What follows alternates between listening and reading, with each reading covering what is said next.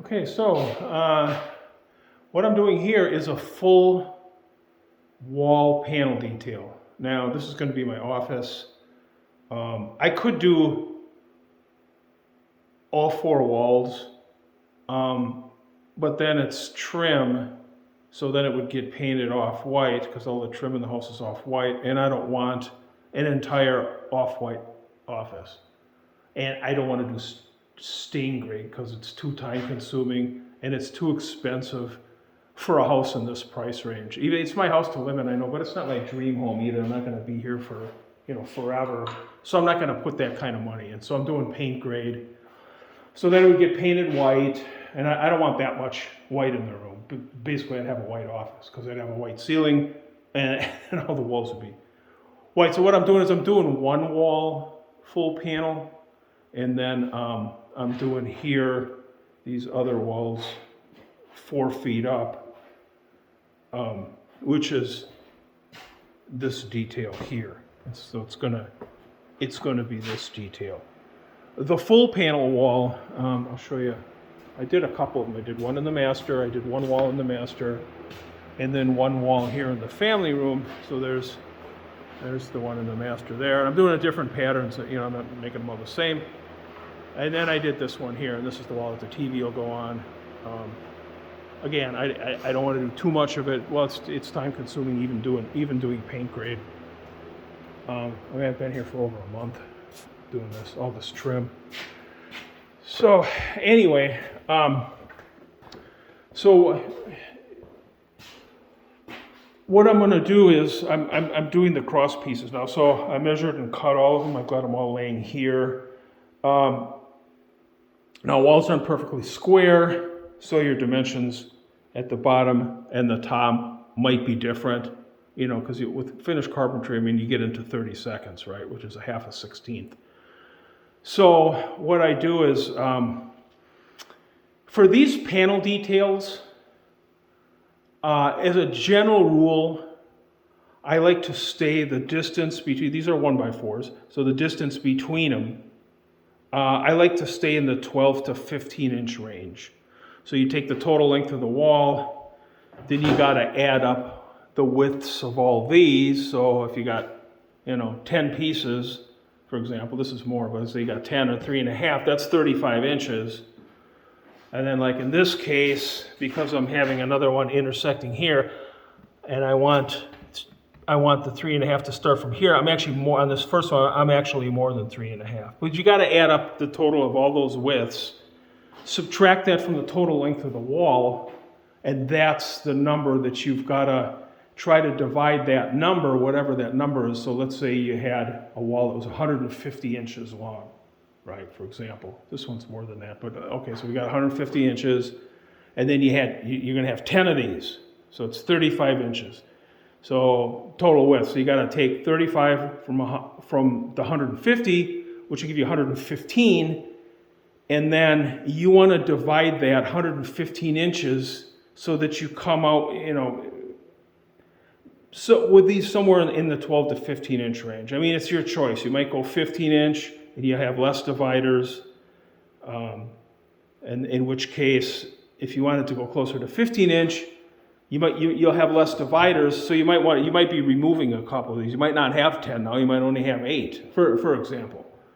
But anyway, so you'll have to work that math out yourself. But I try to, because every wall is different, of course, so I try to get this in the 12 to 15 inch range. Now these are 12.5. Usually for a big wall like this, I go a little wider. I'll even go up to 16 inch, I think.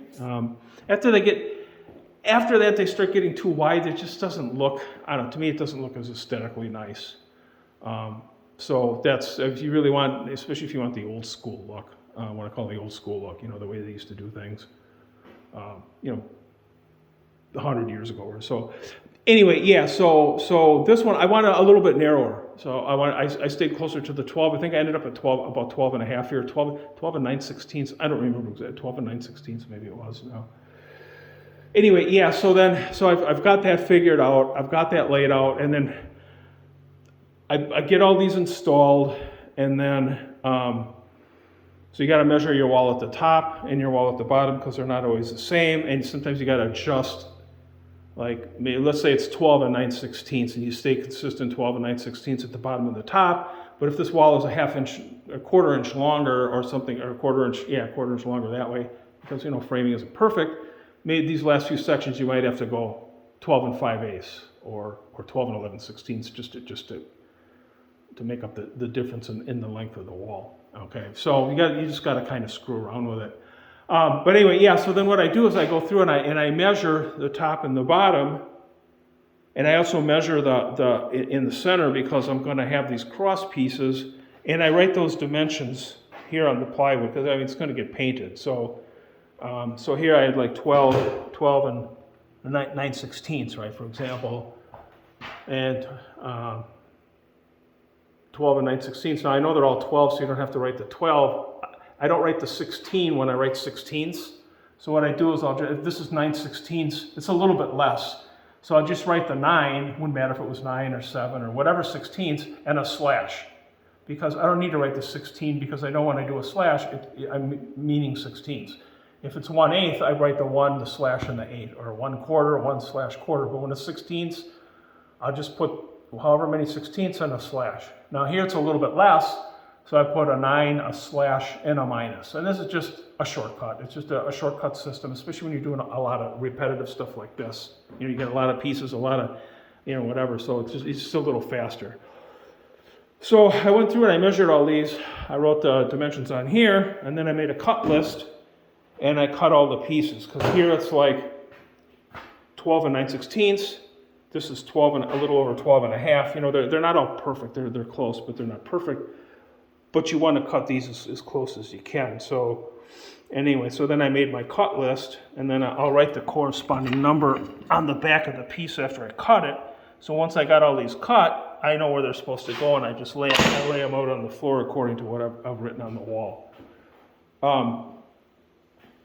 So that's just trying to organize what you're doing. When you're doing something as repetitive as this, you want to save as much time as you can. You don't want to waste time on just what I call just nonsense, right? So why not write the numbers here? Like I said, measure in at least 3 places because it can vary. And then write those dimensions, and then make a cut list. And then as you're cutting the pieces, turn and flip it over on the back or whatever. It doesn't even matter, back or front, it's getting painted. And put that number on there, so 12 and 9/16 minus, meaning a little bit less than 9/16, right? Between 9/16 and a half. All right, so that would be like, 17/32. So I don't write 17/32. I just put 9/- meaning less than 9/16. And then write that here, and then lay your pieces out. So now these are all ready to go, and now I'm going to start installing.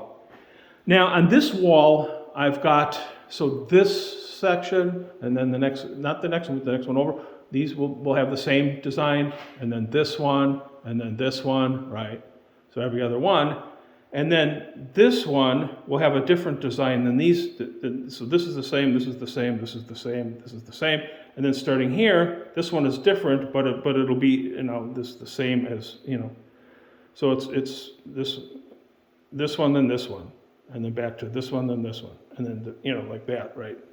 So basically what I have is I have 3 different, let's call them squares, all right? So rectangles, whatever you call them, let's call them squares. So I'll have 3 different sizes. I'll have this size, and then I have a center section, which is 16 inches high, and then this size that ends up on top of that is the same as this. So this and this are the same, but there's a 16-inch section in the middle, right? So now I'm alternating. Now over here, I'll take this size and I'll center that on the 16-inch, right, which is basically the center of the total height, and the center of that. I'll center this square on this here, or be centered on this, and then the piece, the square that's left over at the top and bottom, it's a little, it's not 16-inch, it's another dimension, it's the 3rd dimension. So you've got this dimension, and then this and this dimension that are dimension or box that are, so there's 3 different box sizes. I call it just for conversation, right? So just to explain it.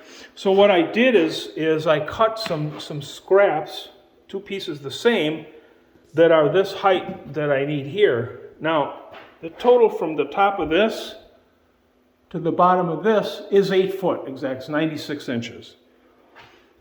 These are 1x4s. I ripped them to 2.5, from 3.5 down to 2.5, because I think the horizontal pieces look better when they're a little different dimension than this. I mean, you can leave it at 3.5 if you want to, but I think personally I like it better to be 2.5, for example.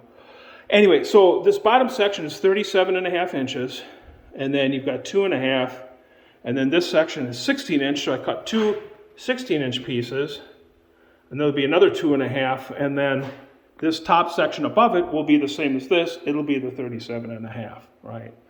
So I cut two of these, and then when I come over to this one now, okay, because this will be the same as this, not this, but this, and then, it's every other one. Then there'll be this will be different, but it'll be the same as every other one from there. This one, I've got the 37.5-inch pieces for here cut, which I'll use here. But first, I've got to put this one. So when you take the 37.5 and you subtract the remaining distance, it ends up being a third height. I cut those two. I don't remember what it was 26. Is it 26 something? Whatever the math ended up being. It doesn't matter. I'm just trying to show you kind of how I lay this out. So then I'll cut this one. This one will be here, right? This one will be here. And now I can I'll set it on there, I'll nail it in place. The reason I do this is it just gives you something to set these on and nail them in place. Sometimes they're tight enough, they'll stay in there on their own like this one does, but this one was a tiny bit loose. So it was basically sitting on these. It speeds up the process. So now after this one is nailed in, I'll set these on top, and then I'll put the next piece here on top, and then I'm ready now to move to this section. It just speeds it up. You cut yourself a cup, get some scraps, and whatever size boxes you have, or different size boxes. So like I said, this wall will have 3 different size boxes.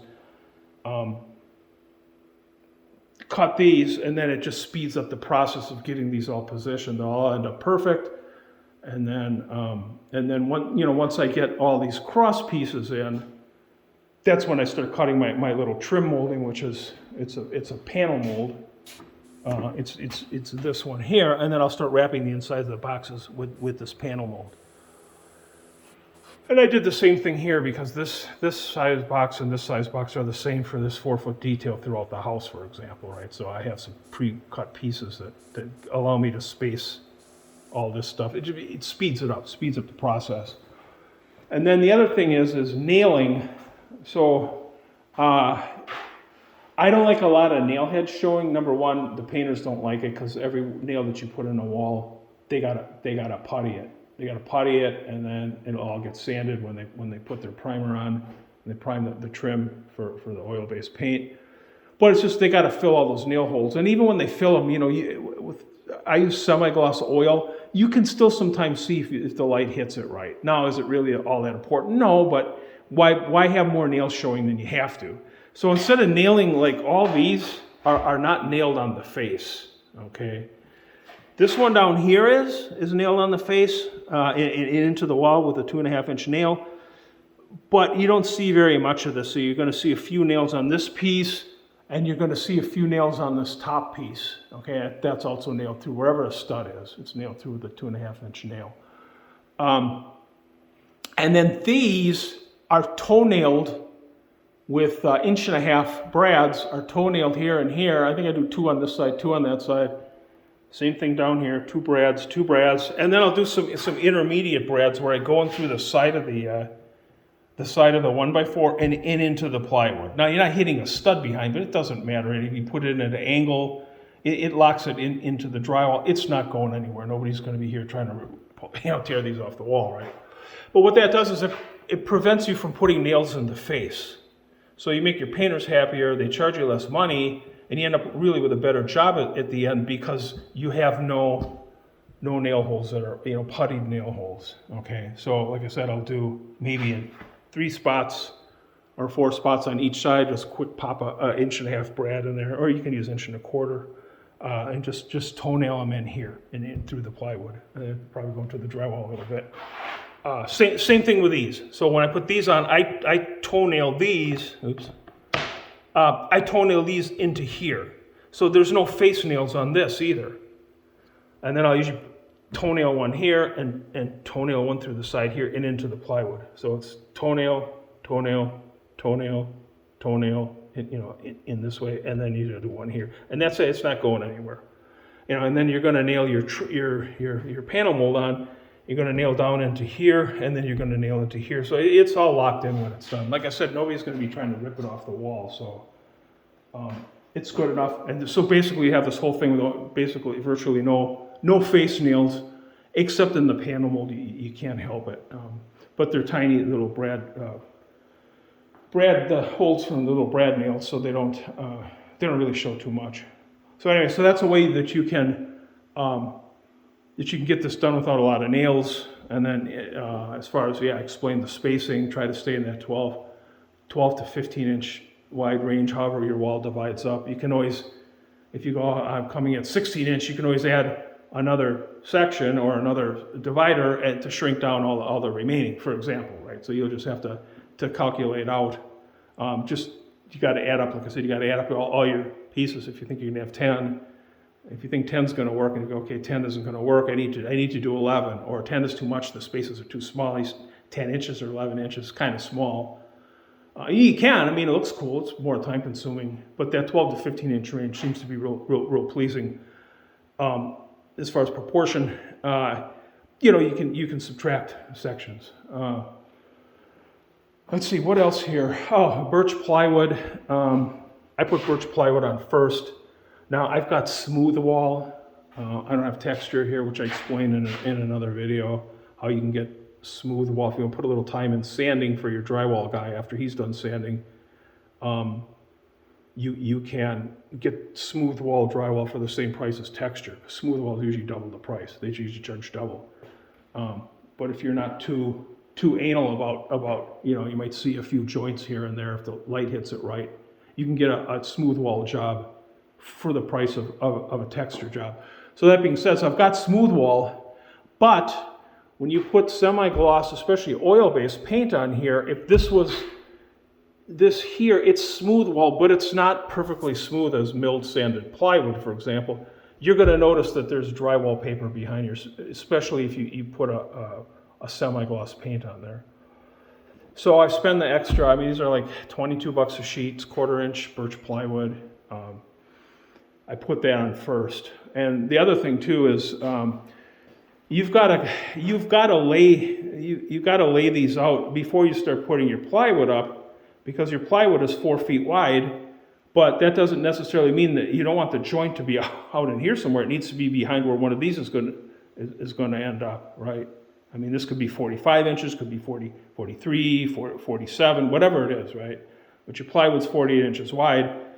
So you might have to rip, your sheets down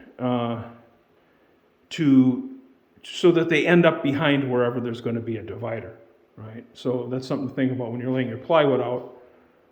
You've got to get this figured out first. So you got to sit down with your pencil, you got to do some measuring, get out your calculator, whatever you need to do, figure out how you want to lay this out, make sure that your plywood joints end up behind these, okay? Here on this detail, because this is 4 foot high, I ran the sheets horizontal, but that still applies. Okay, they're 8 feet long, but it doesn't necessarily mean that a divider is going to end up where the 8 feet ends. So actually on this one, I had to cut, I think, like to 90 inch or something like that. That's where the divider is going to end up on this wall. Same thing here. See, the joint is here.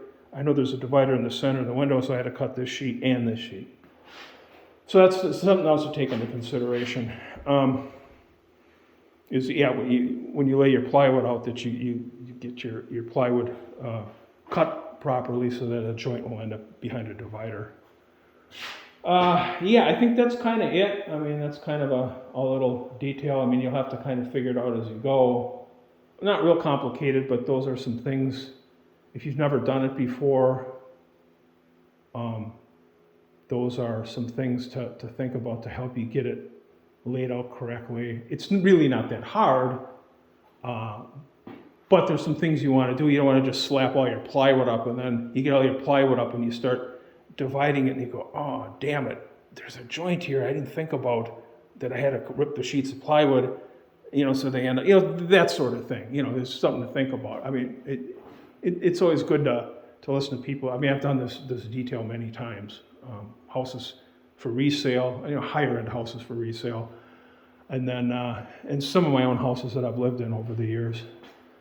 I use MDF because it's cheaper. It's going to get painted. It's cheaper. Now I've got some custom trim in this house. This is custom made casing.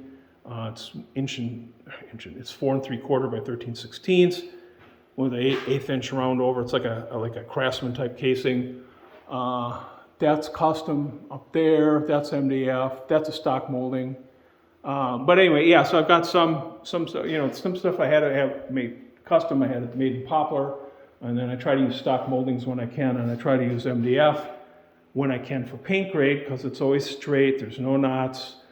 It's half the price of wood or less than half the price of wood. So that's something else to think about too. Now you don't want to use it in wet areas, obviously. It doesn't do good around anything wet. And there's a concrete slab floor.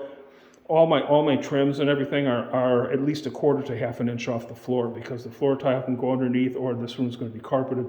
The carpet guys can tuck the carpet underneath. So even my door jambs, are even up off the floor. I set them on little blocks, and then when I get the door hung, I pull the blocks out so that when I do the floor tile, or if I have somebody do the floor tile, I can slip it right underneath, and then the painters will come for final, and they'll caulk it in.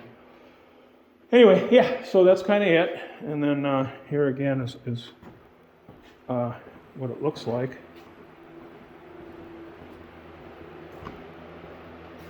This is one detail. Now this one I did bigger. I did this one 17 inch. This is an 18-foot long wall. But the reason I did that is because I did this at 15 inch, and I wanted this detail to carry and this to be a different detail. In the office, I just did the full deal. I didn't do the 4-foot detail and then a different detail above. It's just more time consuming, and this is the main room of the house, so I went the extra step. But it just adds a lot more time instead of just doing it the same all the way down. In the master bedroom, I did it the same.